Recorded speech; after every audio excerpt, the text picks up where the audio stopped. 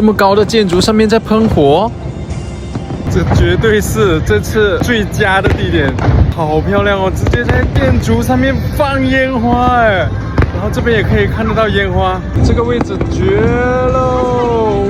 太霸气了！这个是 UOB Plaza， 它的 founder 就是古晋人哦。在这个地方看烟花也不用人挤人，地点我就放在这里。最近还有多了很多新的国庆日相关的诈骗，大家小心提防哦。大家下期见啦，拜拜。